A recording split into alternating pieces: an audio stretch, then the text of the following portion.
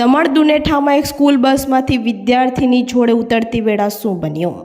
દમણમાં અકસ્માત સર્જાયો હતો. નાની દમણના દુનેઠા મસાલ ચોક પાસેની રાધા માધવ સોસાયટીમાં રહેતી 8 વર્ષની રિયા યોગેશભાઈ પારેખનું મોત નીપજ્યું હતું.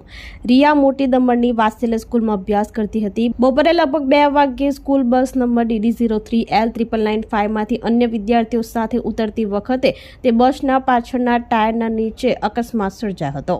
આ અકસ્માતમાં તેનું ઘટના સ્થળે જ મોત નીપજ્યું હતું. ઘટનાની જાણ થતાં દમણ પોલીસના SP કેતન બંસલ સહિતનો કાફલો તાત્કાલિક ઘટના સ્થળ ઉપર આવી પહોંચ્યો હતો અને મૃતદેહને PM માટે સરકારી હોસ્પિટલમાં ખસેડવામાં આવ્યો હતો.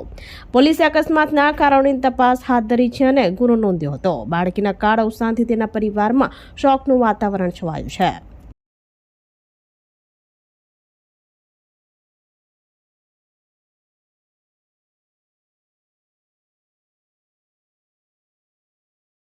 આપણી સંકલ્પ ન્યૂઝ ચેનલને સબસ્ક્રાઇબ અને લાઇક કરો, બેલ આઇકન દબાવો જેથી આવનાર ન્યૂઝ અપડેટ્સની નોટિફિકેશન આપના મોબાઈલ પર સૌથી પહેલા પહોંચે. Like, subscribe and share the video.